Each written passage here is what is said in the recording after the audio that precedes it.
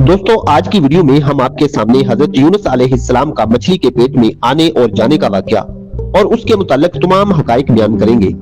हजरत यूनुस अलैहिस्सलाम 786 से 746 कब्ल मसीह के दौर में आए, यानी हजरत ईसा अलैहिस्सलाम से तकरीबन 750 साल पहले।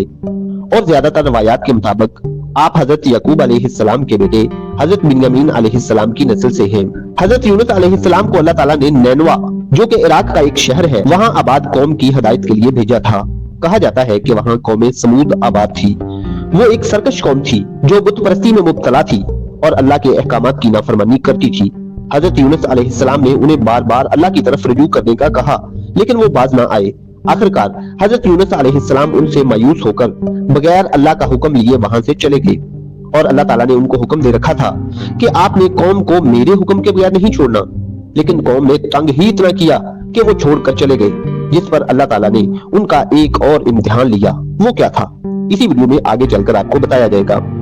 हजरत यूनुस अलैहिस्सलाम ने उन लोगों को ईमान लाने और बुत परस्ती छोड़ने का हुक्म दिया, मगर उन लोगों ने अपनी सरकशी की वजह से अल्लाह के रसूल अलैहिस्सलाम को झुठलाया और ईमान लाने से इनकार कर दिया। हजरत यूनुस अलैहिस्सलाम ने उन्हें खबर दी कि तुम लोगों पर अनकरीब अजाब आने वाला है। ये सुनकर शहर के लोगों ने आपस में ये मशवरा किया कि देखो, हजरत यूनुस अलैहिस्सलाम ने कभी झूठ की बात नहीं कही, इसलिए ये देखो, और अगर उन्होंने इस शहर में रात न गुजारी तो यकीन कर देना चाहिए कि अजाब जरूर आएगा। रात को लोगों ने देखा कि हजरत यूनुस अलैहिस्सलाम शहर से बाहर तशरीफ ले गए और सुबह होते ही अजाब के आसार नजर आने लगे। चारों तरफ से काली घटाएं नमूदार होने लगी और हर तरफ से धुआं ही धुआं उठकर शहर पर छा गया।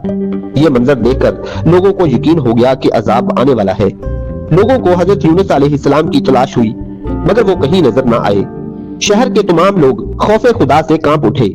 सब के सब जंगल में निकल गए और रो रो कर सिद्के दिल से हजरत यूनुस अलैहिस्सलाम पर ईमान लाने का इकरार करने लगे। सब के सब इस्तगफार में मशगूल हो गए और दरबारे बारी ताला में गिड़गिड़ा कर गिरियाउजारी शुरू कर दी। सब मजालिम आपस में जो हुए थे एक दूसरे को माफ करने लगे और जितनी हक तलफियां हुई थी सब की सब आपस में माफी तलाफी करने लगे। गर्ज सच्ची तौबा करके खुदा ताला से ये अहद किया कि हजरत यूनुस अलैहिस्सलाम पर ईमान लाएंगे। यूं अल्लाह ताला को शहर वालों की बेकरारी और मुखलसाना गिरियाउजारी पर रहम आया और अजाब उठा लिया गया।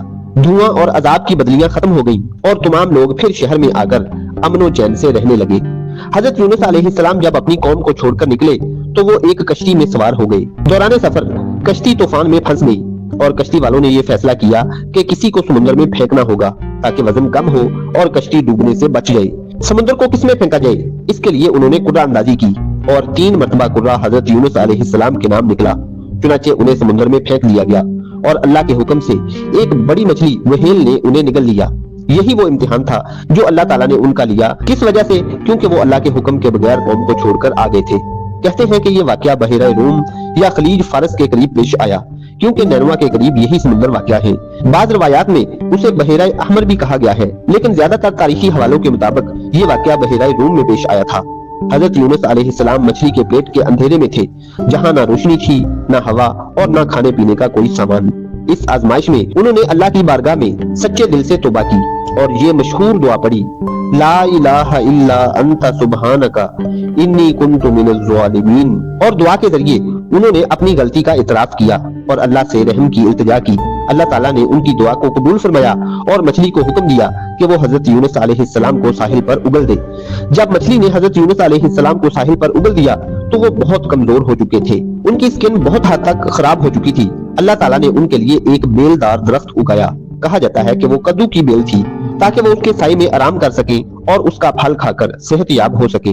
बाद में जब वो अपनी कौम की तरफ लौटे तो उन्होंने देखा कि पूरी कौम अल्लाह पर ईमान ले आई थी। ये वाहिद कौम थी जो अजाब के आसार देखने के बाद ईमान ले आई और उन पर अल्लाह ताला ने रहम फरमाया।